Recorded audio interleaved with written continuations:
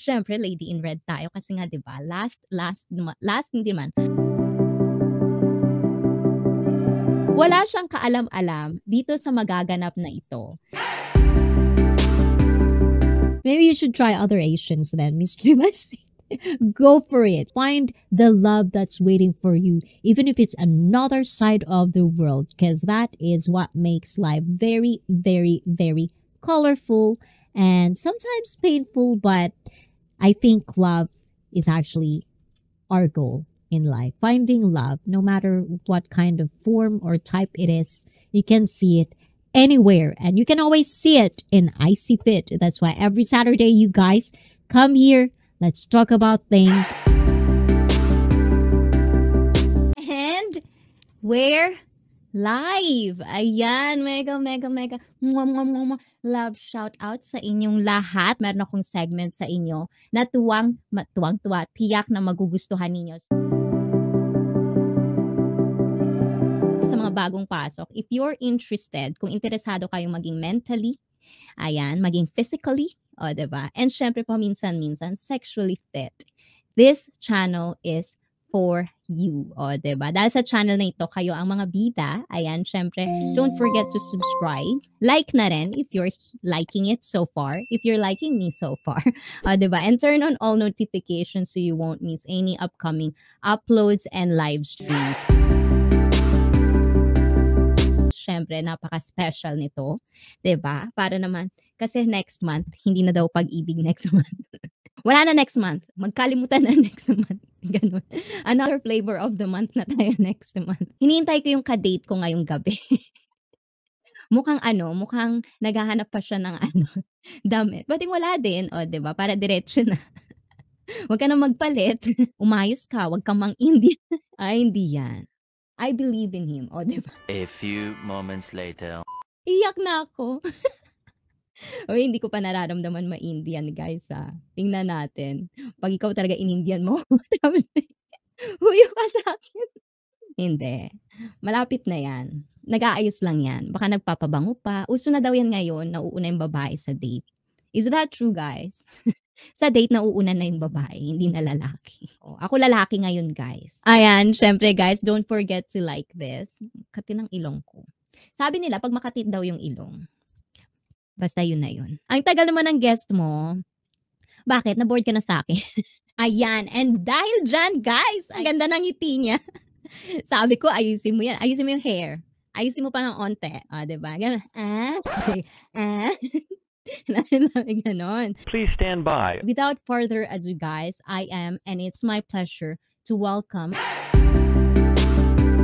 Please welcome Tab J Iron Channel.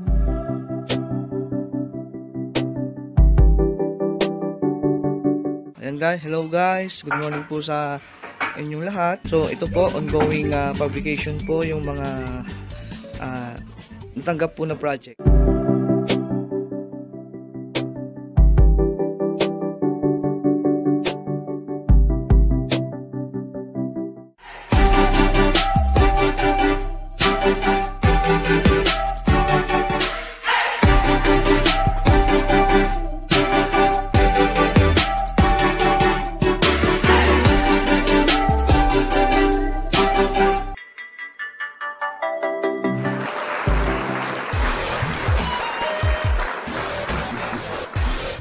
Welcome, Tab J Iron Channel! Sobrang excitement, nakamute si Tab J. Ayan, salita ka. Hello? Diba? Hello, again, everyone! Ayan, thank you. Ayan, okay. May boses na ba? Parang kakanta lang, ha? Parang kakanta lang, Tab J. Kakanta ka na ba? Ayan lahat, good evening po sa inyong lahat at welcome muli. At first time kong mag-guest talaga, hindi na kayan pa ni host. Welcome. Ayan, at matutunghayan nyo na kung ano ang buhay ni Tab J Iron Channel. Okay, siya na nag-host, diba? Sige na, the floor is yours, diba? Pero hindi, Tab J, alam naman natin na ang staple ng Chikahan One-on-One is, papaano mo ba sa mga hindi pa nakakakilala sa'yo at sa mga nakakakilala sa'yo, Sino ba o papaano mo ipapakilala si Tav J. Iron Channel? Nagpapasalamat din po ako kasi naimbitahan ako one-on-one katayan. By the way, I'm Johnny Valiente Jr., residing at Santa Ignacia, Tarlac. Ayan.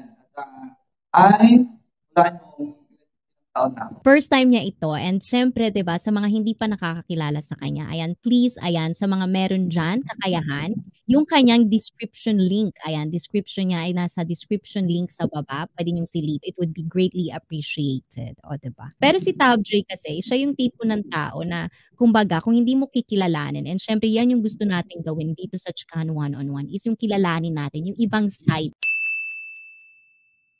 Kung hindi nyo pa alam, ayan, meron tayong segment for tonight. And syempre, hindi rin to alam ng ating special guest. Yun lang. Which is, ayan. Pero bago ang lahat, bago natin umpisan itong special segment and of February special, please do me a favor again and share this to your social media and community. And I hope magustuhan nyo itong segment na ito dahil ito po ay inihanda ko para sa inyong lahat. Wala siyang kaalam-alam dito sa magaganap na ito. This is what we call, ayan. Yun lang. May blind date talaga. Yes, blind date with a twist. Hindi po alam ng ating special guest ito. So dahil ang blind date na ito is with a twist, meron tayong special 3 contestant kung saan magtatanong tayo ng mga questions sa ating guest. Sa mga questions na ito, magbibigay ng opinion ang ating 3 contestant base sa isasagot ng ating guest. And dahil dyan, pipili ngayon, nakikinig ka ba? At sa mga viewers dyan sa baba, pipili din kayo kung sino ang tunay na babae sa 3 ito. At yan ang gagawin ng ating special guest for tonight. Si Tav J. Iron Channel ba ay boyfriend material? At malalamin natin yan ngayon kung boyfriend material ba siya sa mga kababaihan o sa mga minamahal natin. O, diba? Wow, bongga. Sabi niya. Ngayon, naintindihan mo ba ang ating segment? May mga katanungan ka ba? Medyo parang wala akong idea. Hindi naman to as in blind date na talagang magde-date kayo. Kumbaga para itong with a twist. Kasi hahanapin mo sa mga questions at mga sagot na sasagutin mo, magbibigay sila ng opinion sa sagot mo. Ngayon, walang personalan. Sa mga sagot na yon, mamimili ka bandang huli kung sino ba ang totoong babae sa 3 special contestant natin. So, handa ka na ba? Okay. I'm ready to that. Please welcome back the man of the hour. Please welcome natin ang ating napaka-special na 3 contestants. Blind date number 1. Hello po. Magandang gabi po, Miss Ivy. Meron talagang paganyan. Magandang gabi sa iyo at maraming salamat naman sa pagpapaunlak na maging blind date number 1. Ayan. Anong masasabi mo sa ating lalaki ng gabi? Ang pogi po ng guest niya. Wow. Thank you po. Ang pogi mo daw. O, diba? Blind date number 1. Ilagay natin ang ating man of the hour dyan sa gitna. And syempre, please welcome contestant number 2. Hi, good evening. Contestant number 3. Wow. Blind date number. Ay, good evening sa inyong lahat. Todo na to. Go, go, go. Parang nami-mystery ako sa mga kaganapan ngayon. So, ilalagay ko sila in order. So, nakikita mo sila ngayon. Contestant number 1, contestant number 2, and contestant number 3. So, May blind date talaga. So, yung unang question natin, Tav J. Sa isang babae ba, ano ba ang hinahanap ni Tav J? Kung papipiliin ka ng perfecto para sa'yo, ano ba yung mga katangian ng isang babae na gusto mong meron? Para naman sa akin, ang katangian na hinahanap ko sa isang babae is simple lang naman. Siyempre, alam mo na, marunong sa gawaing bahay. Hindi naman totally, kung marunong siya sa gawaing bahay, hindi ko naman siya gagawin yaya. Yung kanyang attitude, hindi naman ako nagbibase sa attitude. Kumbaga, kahit simple beauty lang, okay na sa akin basta yung kalidad na hinahanap ko sa kanya, nasa kanya. 3 bagay na yun. At especially, hindi tampuhin. A few moments later. Ang dami, guys. Hindi daw siya mapili, pero parang ang dami yung sinabi, di ba? Demanding. Ano ba ang masasabi mo, contestant number 1, sa mga qualities na gusto niya sa ibang babae? Well, unfortunately, parang perfect combination po kami. Kasi lahat ng hinahanap niya, nasa akin na po. At isa rin po sa maipagmamalaki ko, kapag ako, halimbawa, yung napili niya, ay talaga namang gagawin ko siyang prinsipe ng buhay ko. I thank you. Ano masasabi mo dyan? Gaga- Gagawin talaga prinsipe. So, napakaganda naman niya, sinabi niya. So, about sa prinsipe, hindi naman ako papayag doon na gagawin niya akong isang prinsipe. Kumbaga, ang sa akin lang, basta yung tulungan lang kami para maging easy ang aming way ng pamumuhay. Ayan. Para sa akin naman, yung mga hinahanap kasi ni RJ, nasa akin naman. And magaling din ako maglinis, lalo na yung tubo, magaling ako maglinis dyan. And di ba nga, sabi nga nila, buba, simpleng dalaga, pag umiibig, masustansya. Sabi. And syempre, yung contestant number 2 natin, syempre. Sorry, medyo nagkakaroon ng problem. Ako naman kasi, hindi naman ako, actually, hindi naman ako ganun physically, baga yung panglabas ng kaanyuhan. Hindi ganun ka, okay, pero, yung pangloob ko naman na ugali, feeling ko, magkiklik tayo. Marunong akong mag-alaga, lambing, and super caring. Ayan. And syempre, ang ating next na katanungan para dito kay Tab J. Ayorn. Kung papipiliin ka between sa magaling magluto at magaling sa kama, ano ang pipiliin mo? So, ayan naman, mag-comment na siya. So, para sa akin, doon ako sa magaling magluto. Kahit wala ng tsuktsakan, okay lang sa'yo. Kasi pag magaling kang magluto, syempre magaling ka na doon sa bagay na yun.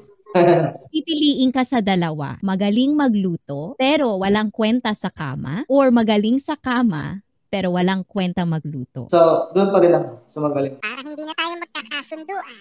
Mas gusto ko sa kama, pero pwede naman yun. Habang nasa kama, nagluluto ako. Okay lang ba yun? Oh my God. Parang bagsak na ako doon. Hindi pala magaling magluto. Hindi ako magaling magluto. Pero, ako naman, ang hirap ng tanong. Kasi magaling ako both. So, hindi ko alam kung magugustuhan ba ako ni Tabji. Todo na to. Ako na to! Ayan. And syempre, ang last question natin, para sa'yo, maaari ka bang umibig sa isang bakla? So, para sa akin kasi, aaminin ko, malapit din talaga ako sa mga taong ganyan. Kasi talaga, most of my friends, talagang mga bakla. Pero kung yung sinabi mong parang maamahalin, as in talagang pagkikisamahan. Pero para sa akin talaga, masarap kasama yung mga yung ganyan. Nakatikim ka na ba ng Becky, boss? At hindi mo kailangang sagutin yan? Siguro naiiyak pa siyang aminin, pero nakikita ko sa kanya parang malapit nga siya sa mga, parang may posibilidad na magkagusto siya once na naging seryoso sa kanya. Hello? Ayun nga, based sa itsura niya, kapitin siya, ganun nga na LGBT. And then, feeling ko nagjojowa or what. Para sa akin naman, kasi, diba yung mga karanasan ko noon, diba yung mga naging jowa ko, yung isa, diba, na issue pa, after din daw, ayan. So, ayun, hindi ko alam kung ano magiging comment ko, pero... Todo na to. Todo na to! So, between sa tatlo, sino sa kanila ang tunay na babae? Wait lang, IC, wait lang. Sino? Mamaya na, aga naman sabihin. Question. So, para sa akin, is si number 2. Parang yung isa, parang kilala ko. at saka yung sa pangatlo, parang iisa lang sila. Yun lang pagkakalam ko pero I'm not sure. Pero out of sa tatlo, sino yung gusto mo at nakikita mong makakasama mo at magiging karelasyon mo? As a best friend, masasabi ko si number 1. At dahil dyan, ayan, dahil ang sagot mo is number 2, 'di ba? Tumama ka ba o hindi? Syempre, ang uunahin nating magre-reveal kung sino ba siya. Ayan. Sino nga ba? Ayan, ang hindi mo napili. Isa sa mga hindi mo napili na tunay na babae. At tama ba ang iyong kasagutan? O, diba? Bakit si number 2 napili mo? Choice ko lang na kasi parang ikaw number 1, parang kilala kita. Para sa akin lang pero I'm not sure. Ay, o, diba? May ganon. Nag-e-enjoy si Tauri. Sabi ni Jo sa Fantasia. O, diba? Nick, ang sabi naman ni Nick, babae, lalaki ng boobs daw yung number 3. At syempre, sabi naman ni Nag-Magician, ang tunay na babae is number 1. English speakers in the house as well. You can also choose which one do you think is the real girl. That is what this segment is all about. Between contestant 1, 2, and 3, who do you think is the real girl? So you can also answer that question. Ano ba napili mo? Seryoso ka? Pinaka-choice lang kita ngayong gabi. Kaya ikaw ang napili ko. Nagtataka lang ako bakit hindi niya ako pinili. Pero okay lang naman kasi baka mamaya magsisi siya, di ba? Nagpo-portray lang ako ng buba pero ako talaga yung babae. Parang nagaganito lang ako para hindi niya ako piliin, di ba? Ma-turn off siya, di ba? Oh, yeah. Oh, ano masasabi mo ngayon dyan, Tab J? Gusto mo bang palitan ang iyong kasagutan between 1, 2, and 3? Nai-imagine ko, si number 1 at si number 3, parang iisa lang sila. Yung the way na magsalita, parang kilala ko pero I'm not sure itong si number 2, ibang dating yung pananalita niya. Kaya I choose number 2 pa rin. Hulaan ninyo kung sino ang contestant number 3. Si Becky Kang, Josa, Kilay, number 3, Kilay, board vlogger. May blind date talaga. Open the case number 3. Hello sa inyong lahat. Sabi ko lang di ba pa Kasi pa ako tawang-tawa dito. So, sakit na yung ulo ko. Akala ko talaga ako yung pipiliin.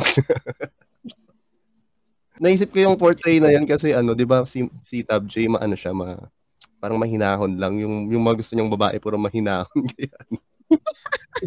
Hindi niya pala ako magiging type ni Tab J kasi hindi ako mahinahon. Giatay ka, Ben. Ikaw pala yan. Di ba? Hindi niyo alam, guys. Ayan, magandang gabi sa inyong lahat. Thank you so much for having me dito, IC. And of course, thank you sa lahat ng mga sumuporta sa akin sa bago kong channel na Ben Reacts. Sino nga ba si contestant number 2? Di ba yan yung pinili ko? Ikaw nga ba ay tunay na babae, contestant number 2? Reveal on. How are you? Ako pa. Ayun, ang galing ni Tab J. Diba? Si Jensky. Ang dami kong tawa dito. Ano Actually, tawag dito. Wow, actually.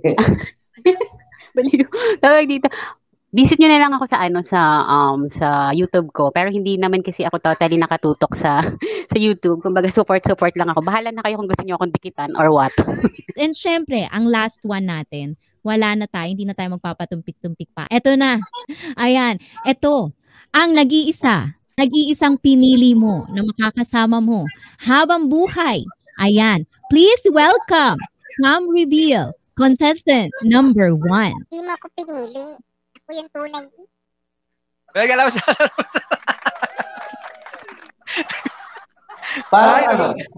Parang Taman-tama ako dito sa liga. Alam mo, gusto ko magkamali si Tab J. Is he a boyfriend material? Ayan, umpisahan natin syempre. Parang hindi naman boyfriend material ito. Basta natuwa. True. sure ka. Kaya at sa totoo lang talaga nung kinausap ako ni CC IC dito, excited talaga ako kasi gusto ko yung mga ganito, yung nanloloko. Oo, yung guguluhin natin yung utak ng tao, pero talagang, ewan ko, ang galing Tita Wins, nagigigil ako sa'yo, tatanggalin kita ng ano, nagigigil talaga ako sa babae ka. Ang Thank you ingay-ingay sa mo sa baba. position. Ayan. Ang Pero kulit hindi, eh. kasi hindi rin talaga alam to ni Tab J, di ba? Hindi niya Wala talaga siyang alam, promise. Wala siya kahit itong dalawang ito, si Ben at saka si Jency, wala kami naging usapan, guys. Pare-parehas kaming mga walang pinag-usapan, hindi Oo, kami wala kayong nagkwentuhan about pinag-usapan. dito. As in talagang umakit lang kami rito nang wala kaming kalam, as in blanco Oo. talaga. Walang nakakaalam ni isa. Si IC lang ang nakakaalam bukod tangi. Kaya nakakatawa kanina. Tawan-tawa ako. Sabi ko kung alam ko na may pa-picture ng mga palaking dibdib na yan. Kasalanan ni Gumawa ako Fifi ng yan eh. picture. Wala akong picture ng malaking dibdib. Diyos niyo. Na-brainwash ko sana itong isang ito. Nanggigigil talaga ako. Oo, saka ano din, tinitignan ko din kung si Tab J mahilig ba sa mga malalaking boobs na sexy. Yan. Mukhang hindi mukhang walang Oo nga. libog sa katawan. Hindi tayo magkakasundo, sabi ko sa iyo. At ano masasabi mo kay Tab J? Para sa'yo, sa tingin mo ba, kung may kaibigan ka, irereto mo ba si Tab J? Ay, may mairereto ako sa kanya mga kaibigan. Yung mga yung mukhang kalasimba, ganyan. Ganun yung character ni Tab J. Opposite si Tab J, mahilig mag-beer house yan. O, Hindi diba? Alam niyo yung Tito Wings. So, nakasama mo na ba sa beer house? Si Tab J naman, feeling ko naman, boyfriend material siya kasi magaling siya mag-diskarte sa buhay. At saka parang every time na, based dun sa YouTube niya na lagi niya ina-upload, masipag na siya. Saka feeling ko hindi magsisisi yung magiging asawa mo, promise. Diba? Ay, tuntua naman si Tab J, oh. Palakpak naman siya. Oo, ang laki ng tenga niyan. May blind date talaga. Maraming salamat talaga sa inyong tatlo kasi pinaunlakan niyo kami. Iniimbitahan ko po kayong lahat na magsilayas na dito. Mga buwisit talaga ang ginawa ninyo sa amin ngayong gabi.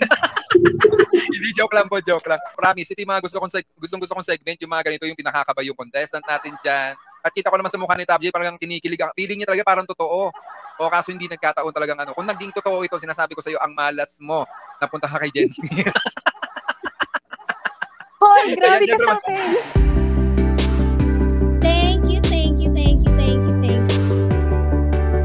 February is coming. It's a love month again. And I just want to share love stories again. Maybe we should share like a heartbreak story next. Pessimistic mode. Ganon. I really love a good love story. And don't get me wrong, guys. When I say these things, I'm not saying like a fairy tale, like a Disney La La La Land kind of, like a real, raw love story. When you know that they're good together, they're compatible, and when you found a couple who have like twinkly, twinkly eye, I love that feeling. I just love it. And sometimes in Japan, you'll see like couples, they're very old. Like one is like hunchback and and they're still holding hands. Oh my God. You know, call it like la la la. But that's just really nice to see. I just think I'm addicted with love. That's a good addiction though.